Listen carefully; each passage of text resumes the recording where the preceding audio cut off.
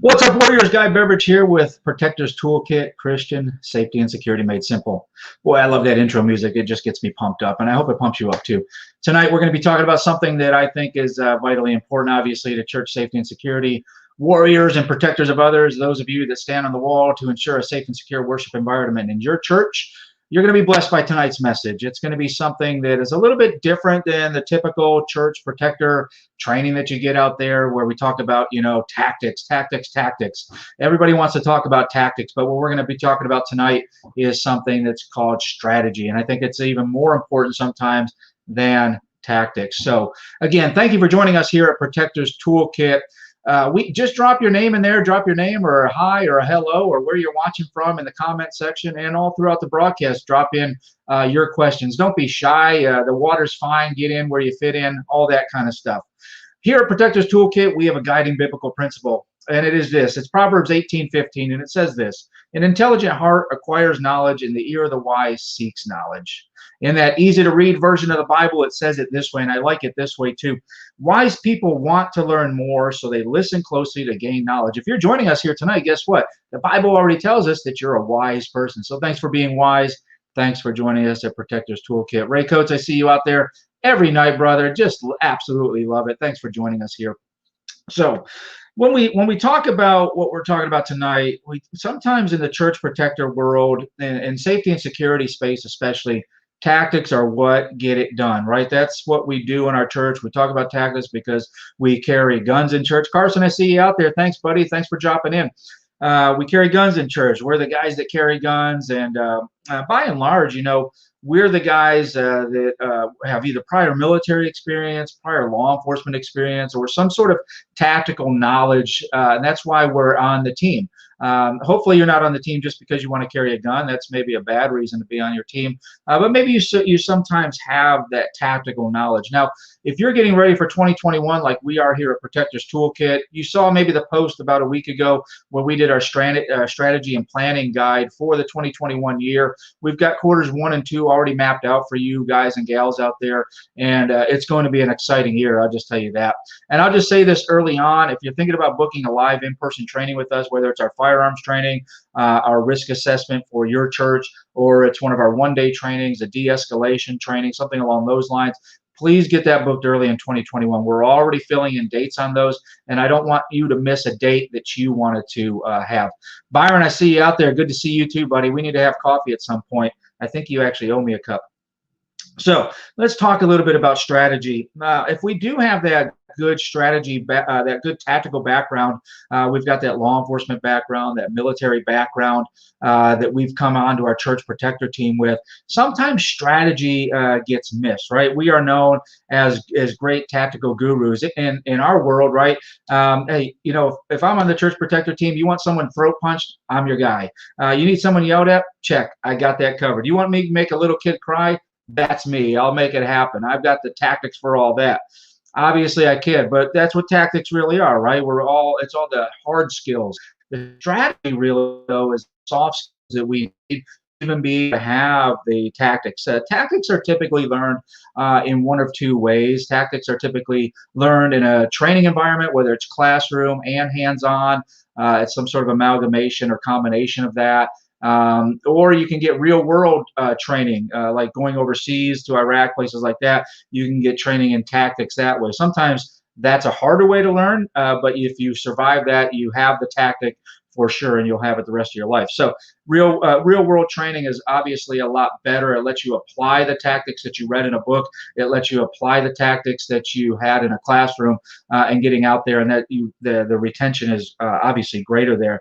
Tactics are great for us in the church protector world. I don't want to shy away from that and say that they aren't great for us. When the savage wolves are coming, when the roaring lion is at the door, that's when tactics are going to be there, and they're going to be for us at that moment. When those lightning strike, as I call them, lightning strike events, those active killer events, if that happens at our church, God forbid, tactics are going to be what wins that day for us. Strategy, though, is what gets us to that. Tactics are necessary in those circumstances, and they're great to have on that tool belt or in your toolbox as that good hard skill. But strategy, however, strategy has to do with the bigger picture. If you've ever heard in a battlefield or on a battlefield situation, the 30,000-foot view, that's what really strategy is. It's a high-level flyover, but it's also a guide for us to use our tactics. Tactics is what we use in the moment, and strategy is what we use to get us there and prepared for that moment. Effort spent in doing stuff, just keeping busy, it doesn't originate from a specific strategy. It's just simply keeping busy without clarity on what you're trying to accomplish. So think about that in your church as your church protector team. If all you have is tactics, we are working on tactics. Every time we have a training, whether it's a monthly training or a quarterly training, we work on tactics. When does strategy figure into that? How are we going to be effective if we don't have a guiding principle or guidelines on what we are really doing in this ministry? We can work tactics all day long, but without marrying them up to our strategy, that's going to be a problem. We are just being aimed, and the trigger is being pulled, and it could go off course very easily. It could not be on target. Those tactics have to be bound by some sort of strategy. Without strategy as a guide, tactics will achieve very little in the long run. So I want you to put that in perspective again for your teams, and start thinking more strategic in our vision, and especially planning for 2021. If you have some struggles in there, we're going to show you towards the end of the video how to overcome those struggles, how to strategize what we're going to do in our church safety and security ministry. Since we can't see or physically reach out and touch strategy, it's often skipped in favor of going straight to tactics. Listen, I'm a dude like anybody else. I love to work tactics. I love to be on a range. I love to have a firearm in my hand, and I like to be engaging with targets and pushing myself tactically. However, without strategy, why am I pushing myself? I'm just going aimless in that endeavor. Okay. The Chinese general and philosopher Sun Tzu said this: all men can see the tactics I use to conquer, but what none can see is the strategy out of which great victory is evolved. And that's true. That's true in our church protector teams. We can see the victory we have every Sunday when we put it in the book positively. We close the book on that Sunday. We did it. No loss of life, no loss of property, no injury. We close that book, that chapter on that Sunday. Great. The tactics worked, but the strategy is what allowed us to be successful in that. And even Jesus was a great strategist. I think you know this. If you've been around for a little while as a Christian, you understand Jesus had a great strategy. In Mark 16:15, he said this: go into all the world and proclaim the gospel to the whole creation. What a great strategist. What a great strategy for him to have for us. And I hope you are doing that and abiding by that strategy. Let me put it to you in a perspective that is maybe a little bit different. So having a high performance car, Lamborghini, Corvette, something like that, that's your tactic, doesn't help you reach the other side of the river if there isn't a bridge, the strategy to cross it. With no strategy in place, it's easy to fall into a game of tactical roulette. When you continually chamber a new tactic and pull the trigger hoping something hits the target, as I said earlier, you'll just be aimless. And using hope as a strategy in everything we do in church safety and security is having no strategy at all. We don't put hope into the equation. That's why we develop strategy, we talk about strategy, we write strategy down, and we strategize as a team, so then we know what tactics we need to be using. Okay? So because we're generally good at tactics, we have to guard against what I call, or what is called, the curse of knowledge. We are really, really good in tactics. Like I said, if you came into the church protector ministry as a former military member or former law enforcement, a combination of those two, or you came in from some other way and you had really good tactics in your ministry, you have what is called a depth of knowledge. This is why in some of these Warrior Wednesdays trainings I've done, where I typically want you to start thinking about not using just only law enforcement for your team. Now, I'm a law enforcement guy. I'm active law enforcement, so you would think, why would I say something like that? I know when I came up in law enforcement, I had a good depth of knowledge. I know the law, I know what the law is, and I know how to deal with criminals. That gives me a depth of knowledge. But what we need in the church world is more of a breadth of knowledge. That depth of knowledge is good in that specific environment, specific job function. But think about all the different things that we deal with in the church safety and security ministry that would require a breadth of knowledge in how to deal with people. Because by and large, the majority of things we're going to deal with, the majority of people we're going to deal with in our church safety and security ministry are not criminals. So the law enforcement guy, gal, great. They have a depth of knowledge for criminals and criminal activity. They know the law. They know when the law is broken, and that's great. It's good to have on the team. My guys on my team love having me on the team. But if I didn't have a breadth of knowledge, if I didn't read the word and understand the word and then understand how to apply safety and security in a soft-handed approach to the church, we're not going to be successful in this ministry. So I want to make sure you understand there's a depth of knowledge when you have good tactics, and tactics is all you have. That's a depth of knowledge. But in the church safety and security ministry, I think you can understand when I say we need to have a breadth of knowledge, a wide knowledge of everything that we're going to deal with and how to deal with people, by and large, that are maybe in crisis. People who have never been in a crisis before, lost kids, kids that are acting out. There's going to be a whole host of things in the church safety and security ministry that don't deal with the gun. And if we only ever train on tactics and how to use our firearm, then we are not going to be as successful as we could be in our church safety and security ministry. Think of it like this. It's brains over brawn, right? When I was a young cop, I definitely was more brawn over brains. But nowadays, as I have a little bit of gray in the beard, I like to have strategy so I can use the brains first. And if I have to use the brawns because strategy failed, I'll have that capability as a backup. And that's really what we want to have in our church safety and security ministries as well. We want to get away from that curse of knowledge that we have. We have knowledge of bad behavior. And if that's all we're applying to everything we do in church safety and security, we're going to miss the slips, trips, and falls. We're going to miss the people who need help in maybe mental health or in some sort of other crisis other than we need to go hands-on with them. So make sure we're protecting against that. So now let me talk to you about 5 tips for developing a successful strategy. As we work towards developing our tactics based on our strategy, these are 5 tips that I would generally say help you develop a successful strategy as you move forward. And then I'm going to show you a form here to help you even more, and that'll be a downloadable for you. So number 1, dream big.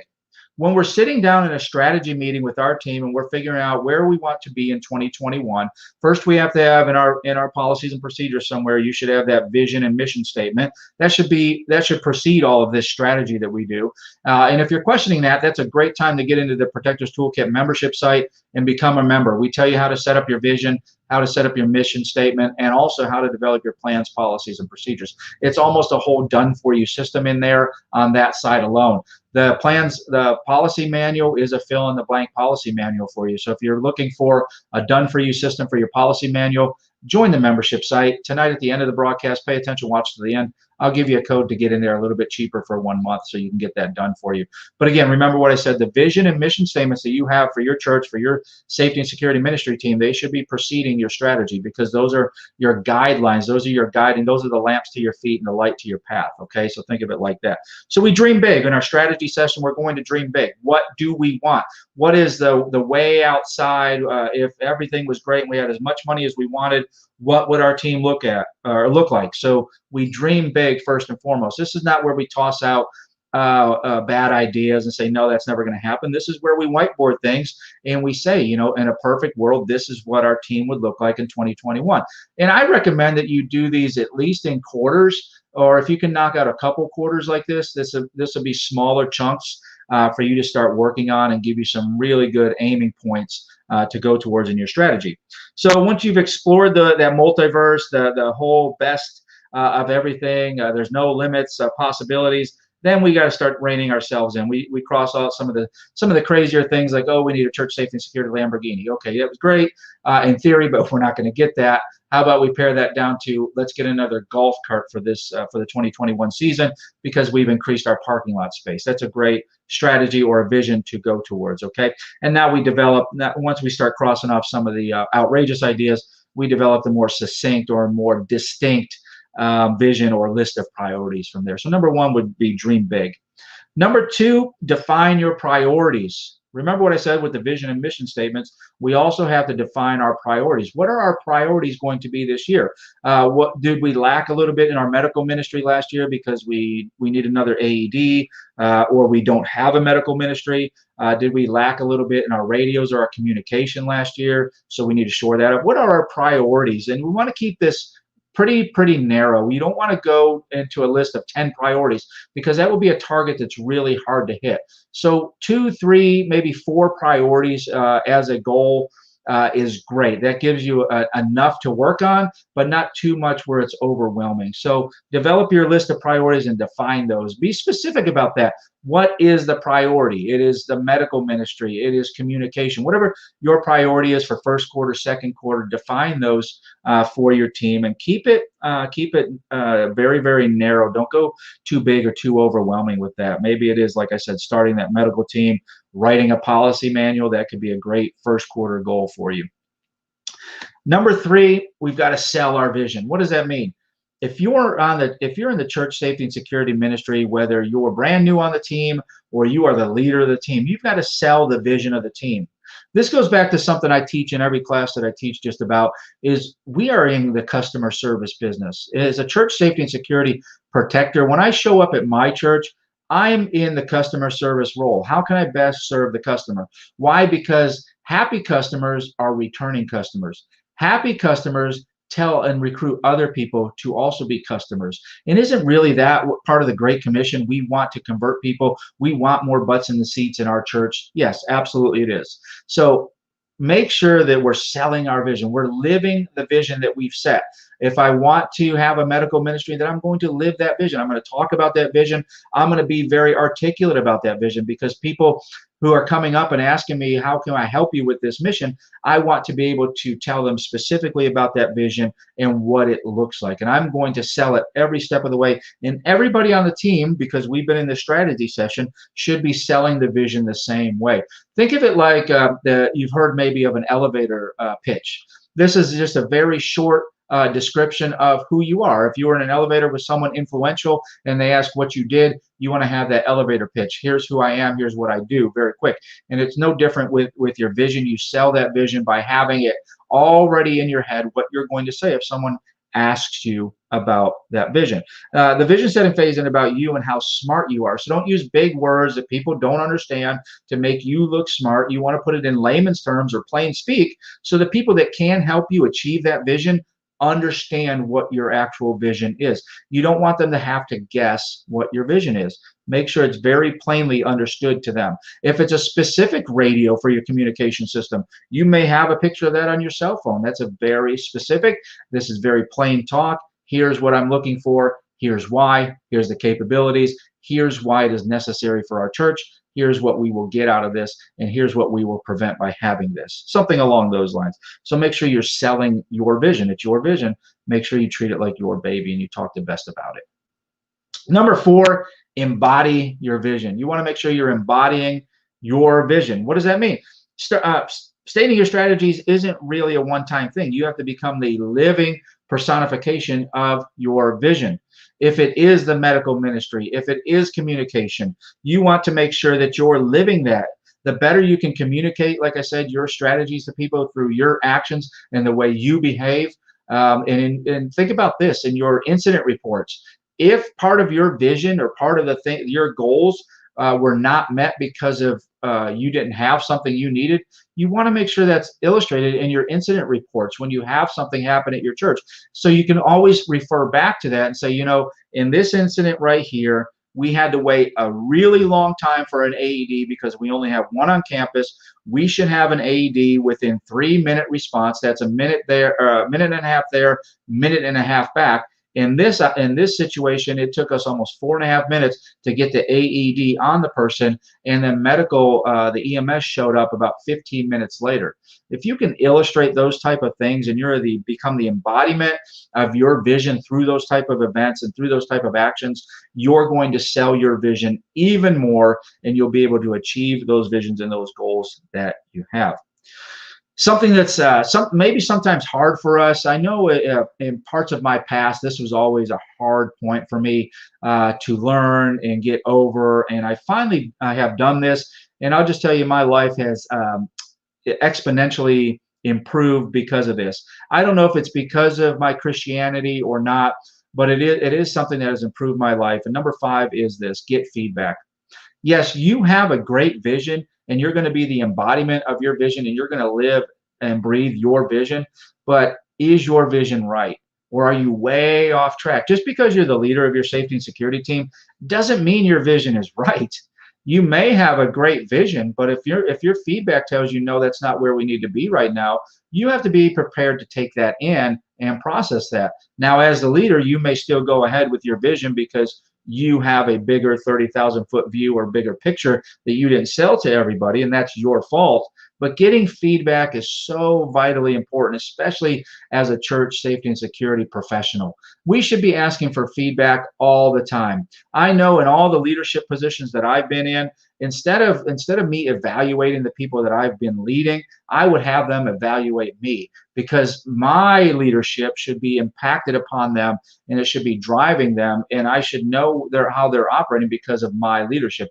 And that feedback that to me helped me sharpen myself and become a better leader. And it's no different in this role right here when we're developing successful strategies. Is we get that feedback from the people on our team. We get that feedback from trusted advisors within the church, from the board who maybe holds the purse strings for the money that we may need to put our vision into place. So make sure we're understanding that.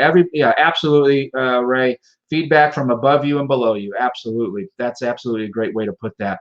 Everybody should have an opportunity to give feedback who is involved specifically in the church safety and security ministry. Okay. Okay, so let me give you now a behind the scenes kind of sneak peek for a form that we have. Now, these are forms that we develop. If you're a member in the membership group, you've already seen this. But if you're not, I want to give you a sneak peek behind the scenes. And also, I'm going to make this a downloadable for you. So it will be in the comments there, and you can click on this and you can download this.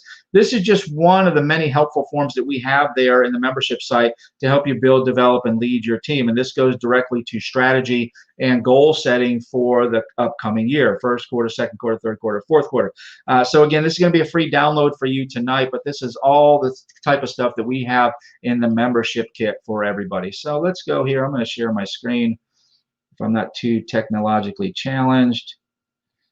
Boom, boom, boom. And then we go down here.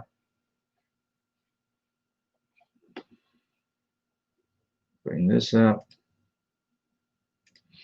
Okay, so this is one of the forms that we have in the membership site. This is our strategic priorities, and it goes by quarter. So you would print this out. You would bring it to your team meeting. And again, this is just a great way to have a meeting that's not tactically based, right? How tired do you get of just tactical meetings where we're going to pull out our guns, talk about our guns, or talk about shooting someone in the church, or if someone showed up here, I would do this. That gets old, but it's necessary. I understand that. We've got to be more professional in the church safety and security ministry. How many other ministries in your church would just be able to talk tactics and not strategy? I don't think there's any other ministry that's attached to your church that is only allowed to talk tactics and never talk strategy. If you want to have a seat at the table, if you want people to take you seriously in the church safety and security ministry and not treat you as just the guys who carry guns, then you've got to start professionalizing yourself. And this is just one way or one tool that will help you along that path. So strategic priorities, you would print this out, bring it to your team meeting, and you would circle whatever quarter you're working on, and write down here what's going on. So these 4 areas that we would work on right now are helping us define our goal. What is our goal that we're going to work on for first quarter? So some of the things that are working, these are things here that you want to amplify. things that are going really, really well for you, things that are awesome. They work and they continue to work, and there's really no tweaking that needs to go on with them. Some of those may be we have enough volunteers. As a matter of fact, maybe we have too many volunteers. Those are things that are going well for us. Our budget, we have a good budget. We finally have a budget. It's not the great budget that we want, but it is a good budget, or even just saying it, we do have a budget is enough sometimes. If you've gone from unprofessional to professional, having a budget. So that's good. Then we would move over to things that are broken. And within our team, we would discuss this. We would have open debate and discussion about this. These are things that we want to fix. We know with some tweaking or with some amplification or some additives here, we could fix them. This is not where we get into problem solving, though. This is not finger pointing or problem solving at this point right here. So maybe some things that are broken, maybe our onboarding process. We don't have a real good onboarding process. We don't interview anybody. We maybe do a background check, but sometimes that gets missed, or it's just word of mouth. Hey, I know this guy and he'd be good for the team. Maybe that's something that's a struggle for us. Or maybe training is lacking, right? Maybe the training isn't what we want it to be. We don't meet quite frequently enough to have the type of training we want, or not everybody is coming to the training. So we've got that. Maybe that's the thing that we want to fix in that step right there. So we would just list out those things right there, and let everybody have a seat that has a seat at the table. Let everybody have a voice. And if you need to print multiples of these and staple them all together, that's fine too. Let's get everything on there. For the first quarter. Now remember, we want it to stay a little bit narrow. We don't want 10 or 15, 20 things.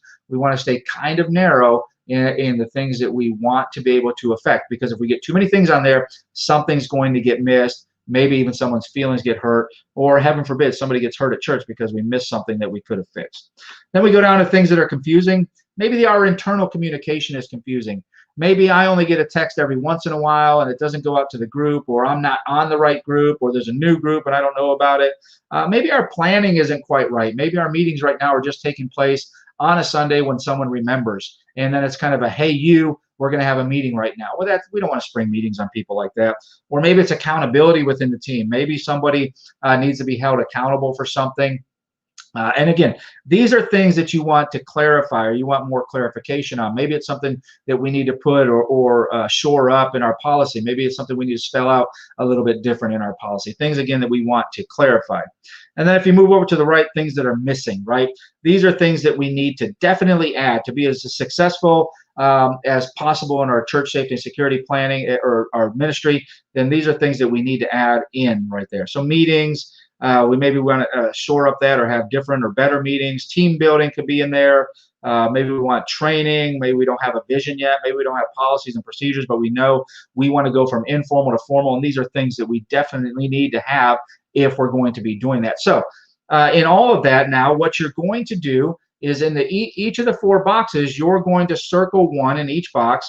And then down in priority number 1, you're going to try to work on an or an umbrella type fix to solve the majority of the ones that you circled. Is there one thing we could do that would solve these 3 or these 4 problems that we want to concentrate on right now? And I would just tell you, quite frankly, if you circled one of these 4 boxes right here, your answer should be, I'm going to join the Protectors Toolkit membership. By joining the Protectors Toolkit membership, I'm going to be able to work within my budget, but I'm also going to be able to shore up my tracking because there's virtual training in there. There's also the protector plans, which are done for you training. If you're a leader, the notes are already done for you, the leader guide is already done for you, and the PowerPoint is already done for you. So if you don't want to know what to train on that month, you pull it up, it's already done for you. That would solve that process there. Things that are confusing, it would solve your internal communication for you, planning, accountability, things that are missing, your meetings, your training, visions, policies, and procedures. Again, joining Protectors Toolkit membership site would solve a lot of those problems that you maybe are illustrating in there. So want to let you know about that and make sure that you're thinking that way. And then we assign it down here to the DRI, or the directly responsible individual. So when we figure out what our priority number 1 is, and then we can go to priority number 2 and priority number 3. But who is the DRI, or who is the directly responsible individual for making this happen then? So if our choice was, let's join the Protectors Toolkit membership page, John, he's the team leader. He's the person in charge. He's going to do what? Sign up for the membership, going to solve some of our problems for us. Why or when is he going to do this? Right. At the end of the broadcast, I give you codes that'll be cheap night for the next month. So there you go. This is a downloadable for you in the comment section. You can go find that. Let me turn off screen sharing for you so I can close out tonight for us. So let me get back over to my screen where I was. There you have it, talking about strategy versus tactics. Tactics are great. Tactics are the hard skills that we learn, but without strategy, we're aimless. We're just not being shot in the right direction, or we're just all over the map. So strategy is where it's at. As you're setting up your 2021 calendar, I want to make sure that strategy rises to the top there, so you can start fixing some of the problems that are going on within your safety and security ministry, shoring up some of the things that are going right and making sure that they are going right, and then adding in there whatever you want to make sure that you're doing for the 2021 season. Hopefully that is booking a training with Protectors Toolkit, live in-person training. Again, whether it's our 2-day firearms course for the Church Protector, it's our live in-person 1-day training to get you up to speed on how to build your team or develop your team or lead your team, whatever it is, if it's de-escalation training or some of our virtual training that we have online. Get into the membership site and get with us. Book your 2021 calendar with us early because spots are filling up. If you are new here, if you're one of the new members, make sure you hit that like button on the Facebook page. Then quickly go over to our YouTube page. Find us over there on Protectors Toolkit and hit the subscribe button. That way, anytime we have a new video that's dropped in there, you will get a notification about that, and you will get it quick, fast, and in a hurry.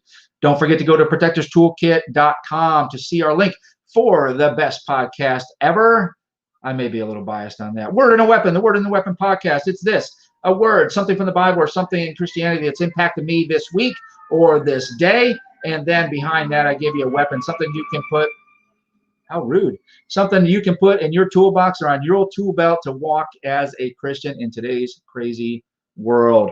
Now, for you people that want to join the membership site, use promo code Warrior Wednesday for promo code Warrior Wednesday for $10 this month only. Warrior Wednesday is the code for $10 this month only over at Protectors Toolkit.